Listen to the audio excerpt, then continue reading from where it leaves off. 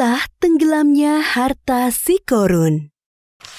Kisah ini disebutkan dalam Al-Quran Surat Al-Qasas ayat 76-83. Dalam kisah ini, Allah memberikan pelajaran tentang seseorang yang suka membanggakan diri selama hidup di dunia dan pada akhir hayatnya terkubur bersama harta bendanya. Al-Kisah, di suatu daerah dekat Mesir, hiduplah seorang laki-laki yang sangat miskin bernama Qorun. Diketahui bahwa laki-laki ini adalah sepupu Nabi Musa, anak dari paman Nabi Musa yang bernama Yashar, adik kandung Imran, ayah Musa. Suatu hari, Qorun dikunjungi oleh seseorang. Ternyata yang datang adalah Nabi Musa. Beliau datang berkunjung untuk menanyakan kabar saudaranya itu. Assalamualaikum warahmatullahi wabarakatuh. Waalaikumsalam warahmatullahi wabarakatuh. Wahai saudaraku, bagaimana kabarmu? Seperti inilah keadaanku, wahai Musa. Aku sangat miskin, sampai-sampai tidak memiliki apapun untuk dimakan. Maukah kau berdoa kepada Allah Subhanahu wa Ta'ala agar memberikanku sedikit harta, supaya aku bisa bertahan hidup? Mendengar hal tersebut, Nabi Musa sangat iba dan berdoa kepada Allah agar saudaranya Qorun diberi kecukupan harta. Dan permintaan itu dikabulkan oleh Allah.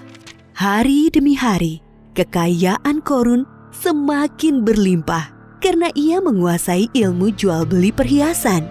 Namun sayangnya, semenjak menjadi orang kaya, Qorun berubah menjadi orang yang sombong dan ria atau suka pamer.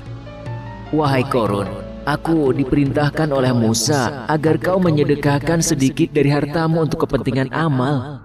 Enak saja, semua harta ini aku kumpulkan dengan susah payah, dan kalian datang untuk memintanya dengan mudah. Kau sangat sombong, wahai Qorun. Kami hanya meminta sedikit untuk diberikan kepada orang yang membutuhkan. Lagi pula, kekayaanmu tidak akan bertambah tanpa seizin Allah. Berani sekali kau berkata seperti itu. Pergilah, jangan datang lagi kemari. Kedua utusan Nabi Musa meninggalkan rumah Qorun dan melaporkan kejadian itu kepada Nabi Musa. Hartaku sungguh sangat banyak. Tidak ada seorang pun yang bisa mengambilnya dariku. Sekarang, aku adalah satu-satunya orang terkaya di Mesir. Setiap hari, Qorun selalu membanggakan dirinya. Ia sering berjalan-jalan keluar istana, mengenakan pakaian mewah, dikawal oleh para pria perkasa untuk berkeliling memamerkan kekayaannya. Untuk membawa kunci-kuncinya, tak sanggup hanya dengan satu pelayan yang berotot kekar. Wah, lihatlah Qorun itu. Sekarang ia sangat kaya. Jubah yang dikenakannya berlapiskan emas yang sangat berkilau. Benar, saudara. Tapi sayangnya dia sangat sombong.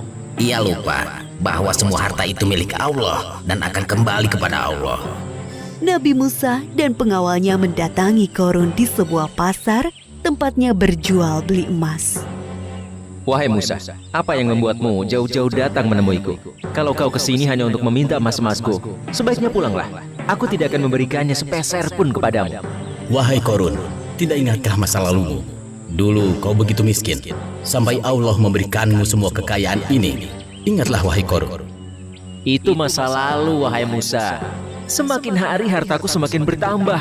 Semua itu terjadi karena ilmu dagang yang aku pelajari, bukan karena Allah. Qorun tetap bersikukuh, tidak mau menyedekahkan hartanya karena menganggap semua harta yang dimilikinya adalah hasil kerja kerasnya selama ini. Aku akan mengatakan kepada semua orang bahwa Musa akan mengambil seluruh harta yang aku miliki. Aku hanya mengingatkanmu, karena dalam setiap harta yang kita miliki, terdapat 2,5% hak orang miskin di dalamnya. Aku mengingatkanmu, jangan bersikap sombong dan membantu orang lain yang membutuhkan.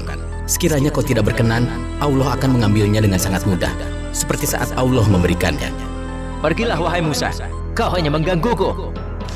Sepeninggal Nabi Musa, kesombongan Qorun semakin bertambah. Bahkan ia merampas harta orang lain untuk menambah kekayaannya. Sampai suatu ketika datang azab dari Allah.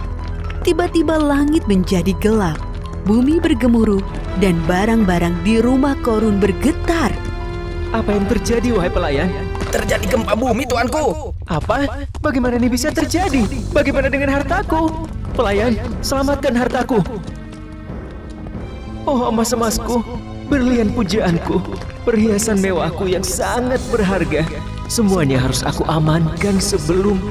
Sebelum sempat menyelesaikan ucapannya, lantai rumah Korun terbelah menjadi 2 bagian. Begitulah akhir kisah Korun yang sombong. Gempa bumi melenyapkannya ke dalam tanah bersama harta bendanya. Seperti yang disebutkan dalam surat Al-Qasas ayat 81. Maka kami benamkan dia, Korun, bersama rumahnya ke dalam bumi. Maka tidak ada baginya satu golongan pun yang akan menolongnya selain Allah. Dan dia tidak termasuk orang-orang yang dapat membela diri.